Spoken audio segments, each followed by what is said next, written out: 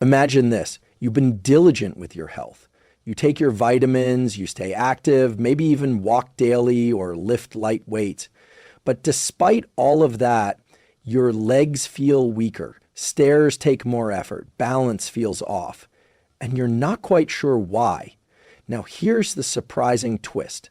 Some of the very supplements you've been told are essential, especially as you age, could actually be accelerating the loss of muscle strength in your legs. This isn't a scare tactic, it's a reflection of a subtle yet powerful shift happening in the field of nutritional neuroscience and aging physiology. Research over the past decade has revealed that certain nutrients, when taken in excess or out of balance, can interfere with neuromuscular signaling, blunt mitochondrial performance, and even disrupt the hormonal pathways that regulate muscle repair. One of the most compelling findings: vitamins, commonly recommended in multivitamins and standalone supplements for seniors, may contribute to leg weakness, reduce mobility, and even falls when taken improperly. That's right. The same supplements that promise strength and longevity may be tipping the scale in the opposite direction, quietly undermining the very muscle fibers and motor neurons that keep you mobile, independent, and strong. And the stakes couldn't be higher. After the age of 60, we begin to lose muscle mass at a rate of up to 1-2% per year, a condition known as sarcopenia. But muscle strength, especially in the lower body, can decline even faster. And without strong legs, everything from posture to cognitive performance to emotional resilience takes a hit. Why? Because lower body strength is one of the strongest predictors of both brain health and longevity. So in this video, we're going to do a few things. First, we'll uncover which 2 vitamins may be silently weakening your legs and why. Second, we'll dive into the exact brain muscle mechanisms being disrupted. And finally, I'll give you science-backed strategies to protect and even rebuild your lower body strength using smarter supplementation, movement protocols, and timing. Let's begin with the first concept, and it starts with the surprising way one popular vitamin can interfere with neuromuscular recovery after exercise. After 60, your muscles don't just lose mass, they lose adaptability. And this adaptability is the key to preserving strength, coordination, and resilience. But here's where it gets counterintuitive.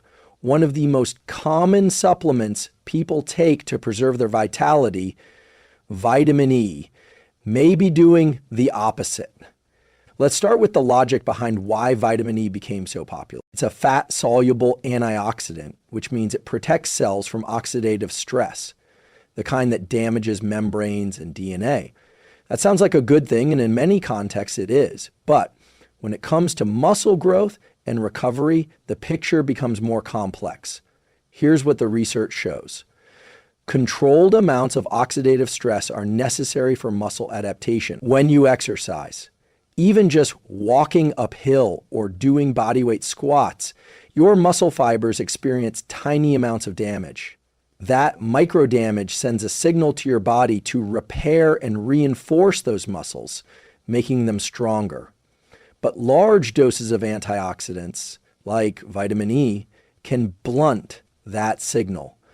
They reduce the mild oxidative stress that's required to trigger adaptation. A 2014 study published in the Journal of Physiology found that supplementing with high-dose vitamin E and C reduced gains in endurance and mitochondrial biogenesis in older adults after exercise.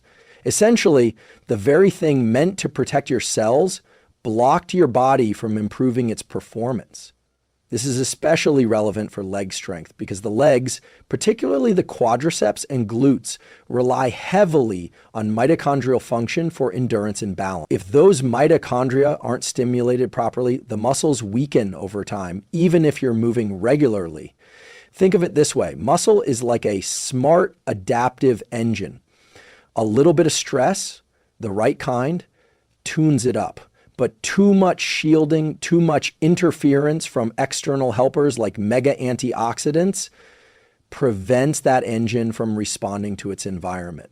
and the problem often comes down to dosage. Many senior multivitamins contain 400 IU or more of vitamin E, often well above the recommended daily allowance of just 15 milligrams. About 22 grams per glass, about 22 grams of fat, I should say. Taken daily, that excess builds up in your tissues over time, especially since vitamin E is fat soluble and stored in the body. So what's the tool here? A simple strategy is to reduce or eliminate high-dose standalone vitamin E supplements, unless advised by a physician for a specific condition, and instead get your vitamin E from food.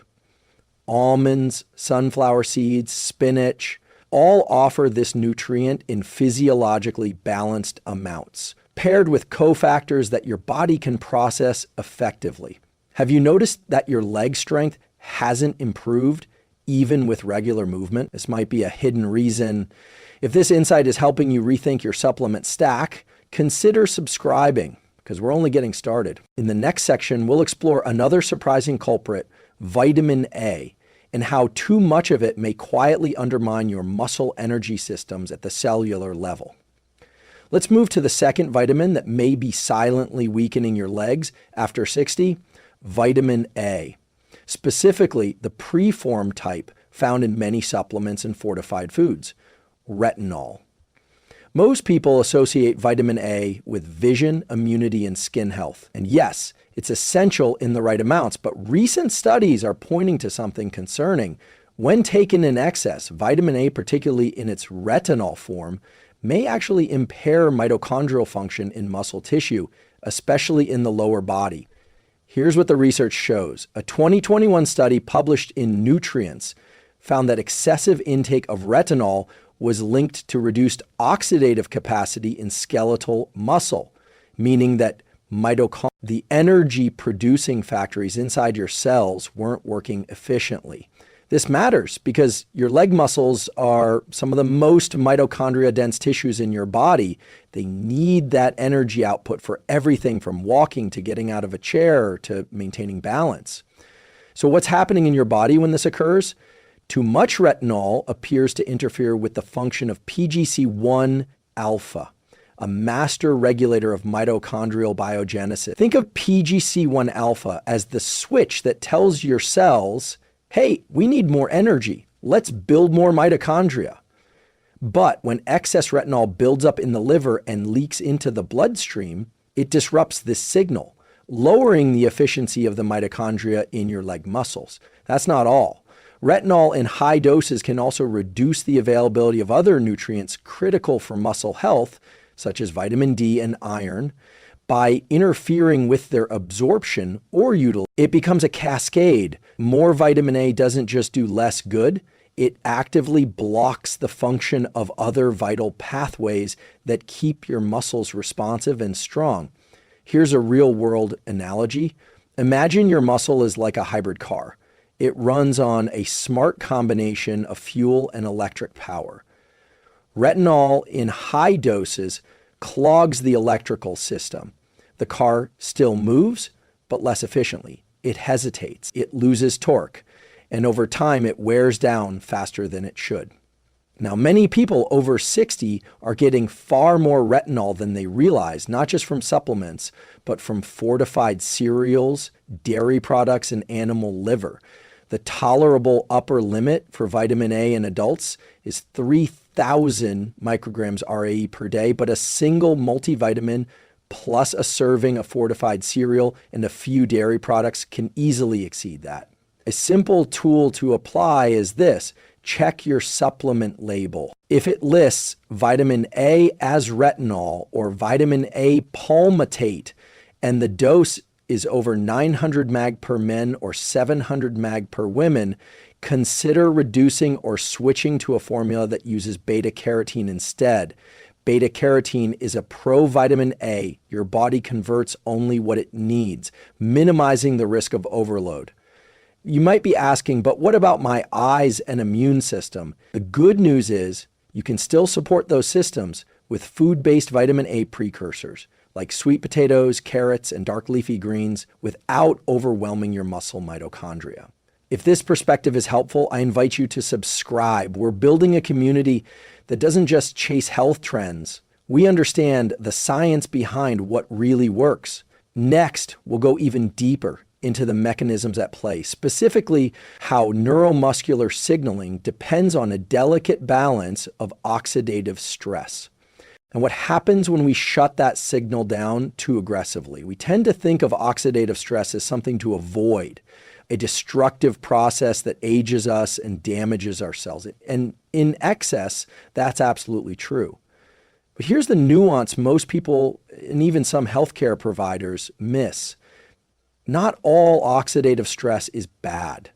In fact, when it comes to maintaining muscle strength, particularly in the legs after 60, some oxidative stress is essential. Let's talk about neuromuscular signaling. This is the communication between your nervous system and your muscles. Every time you step, stand, or balance, your brain sends electrical signals through your spinal cord to your leg muscles, instructing them to contract with the right force, speed, and timing. This system relies on fast, adaptable communication. But here's the fascinating part. For this neuromuscular circuit to stay sharp and responsive, your body needs low levels of reactive oxygen species, or ROS. These are the very molecules most antioxidants are designed to neutralize. So what's happening in your brain and body when ROS are present in the right amount? These molecules act like internal text messages. After a leg workout, for instance, small bursts of ROS tell your motor neurons, we need to reinforce this circuit, make it stronger, faster, more efficient.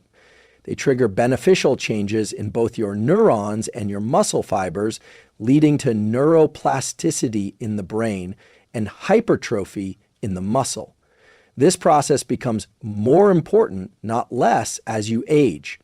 Your motor units, the connection between a nerve and the muscle fibers it controls, begin to shrink after 60. To combat this, your body relies on adaptive signaling to preserve or even rewire these pathways. But when you blunt oxidative stress too aggressively, say with high doses of vitamin E or other antioxidant megadoses, you interrupt that feedback loop.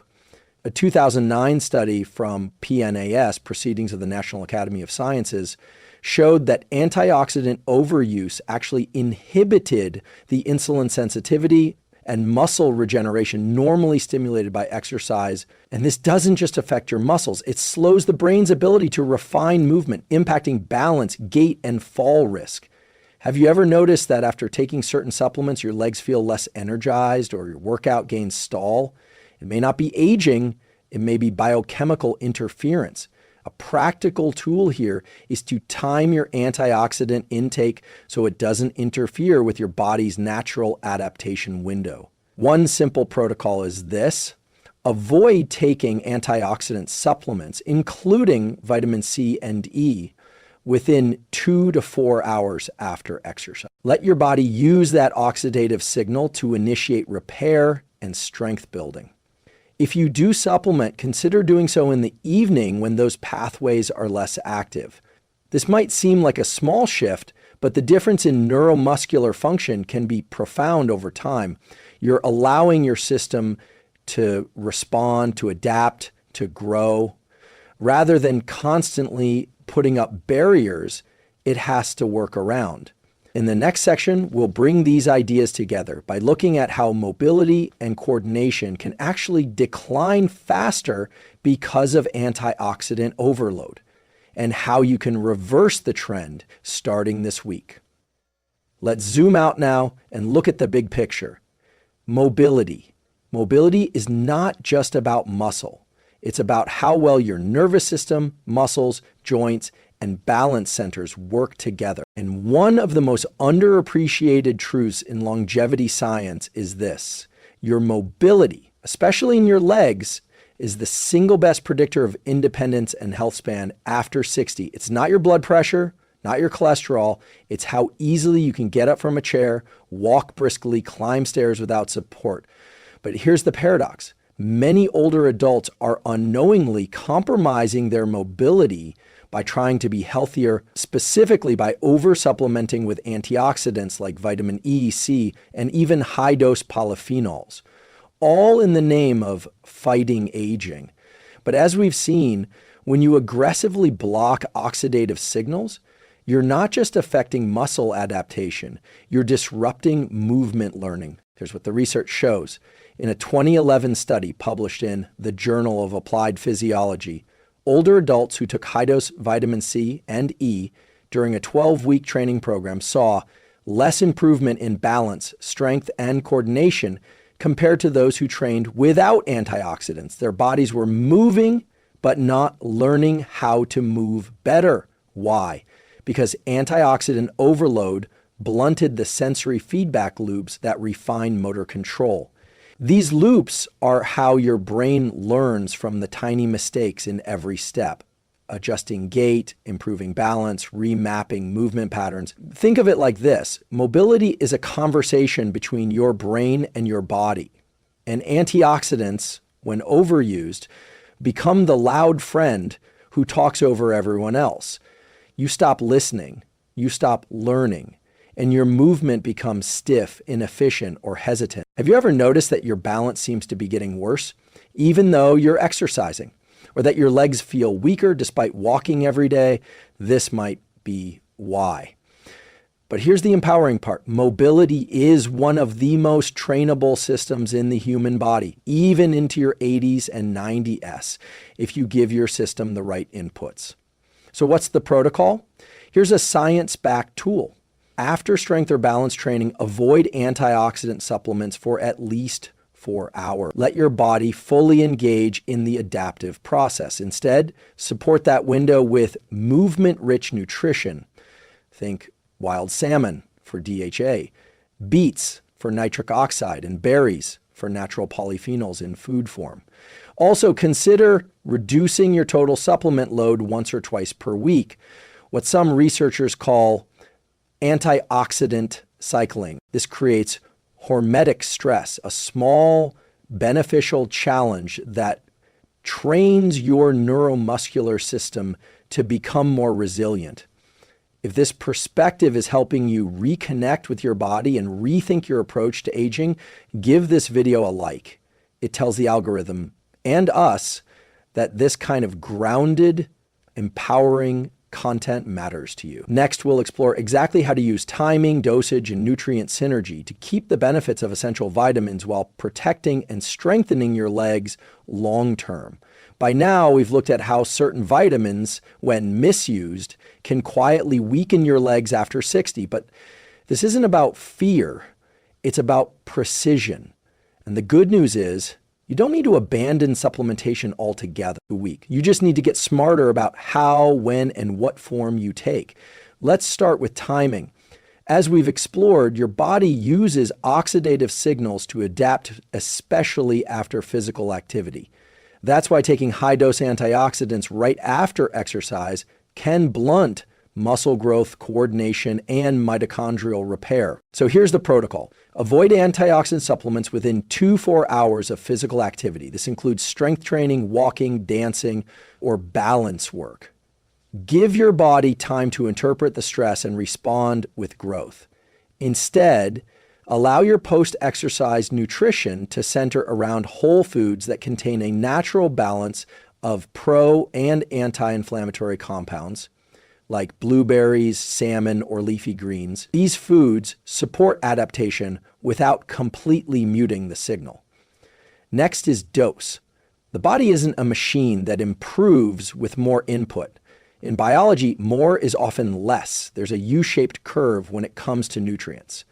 Too little causes deficiency, but too much can cause dysfunction. Vitamin E, for instance, shows protective effects at 100-200 IU per day from mixed tocopherols, but higher doses, 400 IU or more, have been linked to increased all-cause mortality in multiple meta-analyses, including a major review published in Annals of Internal Medicine. Same with vitamin A. We discussed how the tolerable upper limit is 3,000 micrograms RAE, yet many older adults exceed that without realizing it. So the tool here is aim for the middle of the bell curve, not the peak. Choose supplements that provide 100% of your daily value, not mega doses.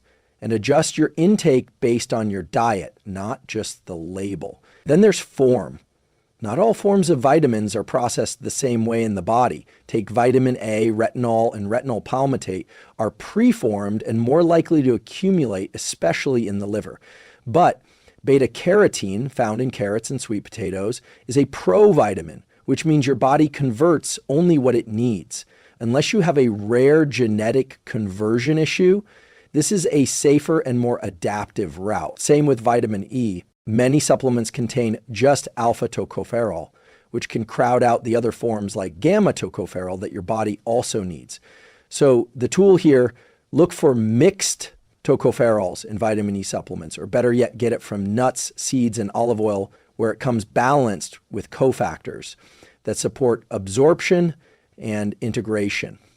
And finally, something that's rarely discussed, synergy. Nutrients don't work in isolation. For example, vitamin C helps regenerate oxidized vitamin E, and magnesium is needed for vitamin D metabolism. But when you flood the system with one nutrient, it can disrupt the balance of others. Think of your body like a jazz band. Each nutrient has its part. Overplaying one instrument throws off the entire rhythm. Have you checked your multivitamin lately? If it's megadosed across the board, it may be time to simplify. You might even benefit from targeted supplementation, where you rotate different nutrients on different days based on activity, diet, and season. In the next section, we'll pull all of this together and I'll walk you through a step-by-step guide to support leg strength, mobility, and neuromuscular resilience without the silent sabotage of excessive vitamins. Let's bring this all together with a practical science-backed protocol you can start applying today. Because at the end of the day, knowledge is only power when it becomes behavior. You now understand that excessive antioxidant supplementation, especially vitamin E and vitamin A in their synthetic or high-dose forms, can silently interfere with neuromuscular strength, mobility, and adaptation. But rather than thinking in terms of good or bad supplements, I want you to think in terms of context and control. Here's the protocol I recommend if you're over 60 and want to preserve or rebuild leg strength and function. 1, stop high-dose antioxidant supplements unless clinically advised. This includes synthetic vitamin E over 200 IU and preformed vitamin A, I more than double palmitate over 2,500 mg. If you're taking these as part of a multivitamin or standalone supplement, reevaluate. Often just discontinuing these can remove the interference in your adaptive muscle and nerve pathways. 2, start timing your nutrition and supplement strategically. After any form of leg training, strength work, walking uphill, dancing, or even Tai Chi, give your body at least 2 to 4 hours before consuming antioxidant-heavy supplements. This allows for the necessary oxidative signaling that triggers neuroplasticity and muscle hypertrophy. A simple practice here is to front load your antioxidants with breakfast on non-training days and save them for evening on active days. This honors your body's natural recovery rhythm. 3, use food as your first line defense. Whenever possible, opt for food-based sources of nutrients rather than pills. Carrots, sweet potatoes, and spinach offer beta-carotene, which your body converts to vitamin A as needed. Almonds, sunflower seeds, and avocados provide vitamin E in mixed tocopherol form, naturally balanced and less likely to disrupt internal processes. Your body is better at handling the orchestra of nutrients in whole foods than the spotlight of a single high-dose vitamin. 4, watch your mobility like a vital sign. Mobility is a window into your nervous system's adaptability. If you notice increasing stiffness, slower walking speed, or reduced leg power, it's not just aging. It could be biochemical interference. So track your leg strength, balance, and reaction speed the same way you track your blood pressure or weight. A simple test you can do at home is the sit-to-stand test. from a dining chair, stand up, and sit down as many times as you can in 30 seconds. Anything below 12 may indicate compromised leg function and a reason to revisit your supplement strategy. 5, incorporate neural load into your leg training. This means engaging not just your muscles, but also your brain. Try exercises that combine movement with balance, coordination, or timing, like backward walking, step-ups with head turns, or single leg stance while brushing your teeth. These challenge your neuromuscular system and force adaptive growth. And if you've already been exercising and feel like you've hit a plateau, reducing antioxidant interference might be the key that unlocks the next level of progress. 6, build in weekly clean days. 1 or 2 days per week, go supplement free. Let your body operate without outside input. This can help recalibrate internal signaling and reduce the risk of nutrient imbalances. Think of it as a reset, a way to listen more closely to what your body actually needs. Remember, longevity isn't just about adding more years, it's about adding more function to those years, especially in your legs, which are your literal foundation for independence and vitality. If this framework is resonating with you, if you're seeing how science can empower smarter decisions for a stronger future, consider subscribing. This channel is here to help you not just live longer, but live better. Next, we'll wrap up with a recap of these insights, and I'll leave you with a specific challenge you can start today to reclaim your strength and mobility. Let's take a step back and integrate everything we've explored today. You've now seen how 2 seemingly helpful vitamins, vitamin A and vitamin E, can quietly undermine leg strength and mobility after 60. Not because they're inherently harmful, but because in excessive, isolated, or poorly timed doses, they interfere with some of the most fundamental processes that keep your muscles strong, your balance sharp, and your nervous system adaptable. Here's what the research shows. Muscle adaptation, the process of getting stronger after exercise, depends on oxidative signals. High-dose antioxidants like vitamin E can blunt that process, preventing growth. Neuromuscular coordination, your brain's ability to fine-tune movement and prevent falls, relies on sensory feedback. Over-supplementing can dampen those signals, leading to slower reflexes and declining mobility. Tissue remodeling and neuroplasticity, key for regenerating motor function, are hormetic processes. They need mild stress to stimulate repair. When we overprotect, we underadapt. And you've learned tools to counteract this without abandoning the support that smart nutrition can offer. Time your antioxidant intake away from physical activity. Choose food-first strategies for nutrients like vitamin A and E. Look for mixed tocopherols, not isolated alpha tocopherol. Avoid mega doses. Aim for 100% of the daily value, not 300%. Cycle your supplementation, giving your body clean days to recalibrate. Treat mobility as a vital sign, training balance and coordination regularly. These aren't fringe ideas. They're grounded in peer-reviewed research, and they offer a pathway to preserving your strength, independence, and vitality well into your 70s, 80s, and beyond. Now, if you take away just one thing from this entire video, let it be this: more isn't always better, especially when it comes to supplements. Sometimes the most powerful thing you can do for your body is to give it space to adapt, feel, and respond, to remove the interference and let biology do what it's built to do, grow stronger under the right conditions. Here's your challenge for today. Check your supplement cabinet. Look for any products containing vitamin E above 200 IU or vitamin A above 2,000, 500 mix, gastronol, Pelmetec, or retinol. If you find them, pause. Ask, do I really need this? Is it helping or interfering? You might be surprised by how quickly your body begins to respond when you take away the excess and let your systems breathe. And if this message helped reframe the way you think about supplements, strength, and aging, I'd love for you to like this video, leave a comment about your experience, and subscribe to join our growing community. We dive deep into science-backed tools every week to help you live not just longer, but stronger, sharper, and more self-directed. Because aging is not a decline, it's an adaptation. Let's get better together.